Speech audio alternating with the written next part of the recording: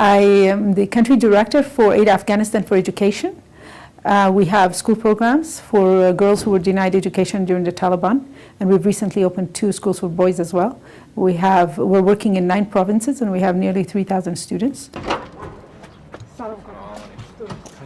It was difficult for me to believe that in 21st century,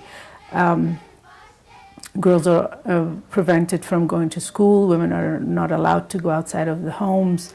And the Kabul that I used to I remembered was, you know, my mother opened the very first florist in Afghanistan. She always worked she worked for 5 years with the American Embassy. And all the women I knew were working. My mother's aunt was the first senator in Afghanistan.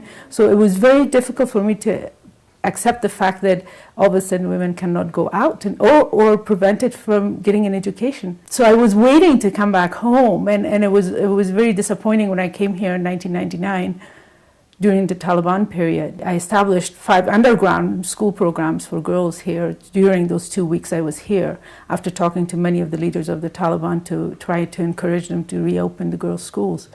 Well, that was not happening. It was a very mixed feeling when September 11 happened, because I knew that Afghanistan will be free and I could go back home.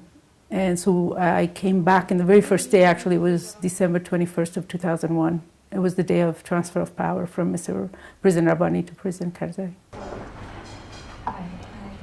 I also have a company called Boumi. We produce home products, like decorative products such as placemats and cushion covers and curtains for export mainly, and with raw material from Afghanistan. We're using Afghan cotton and silk. And also we're expanding to the provinces now to create jobs for families. 50% of our employees are men and 50 are women.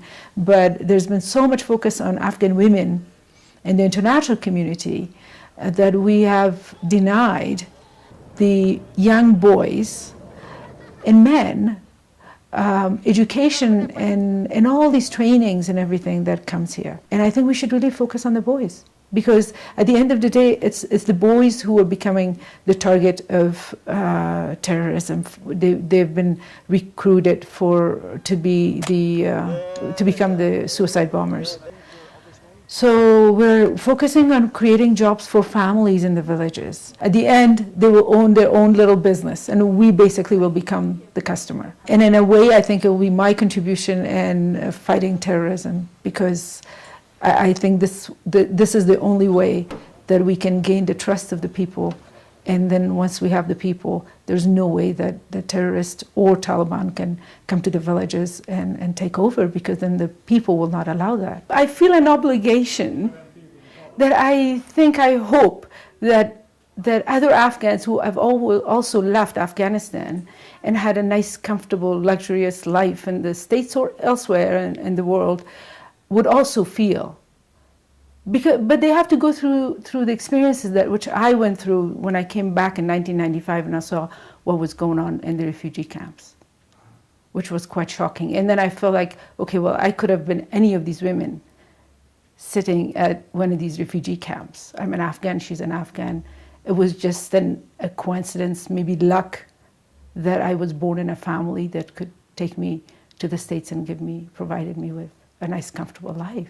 So I think there's a sense of obligation that I feel like, okay, I've had 23 years of comfort, and now I need to give something back to my people and make life better for others.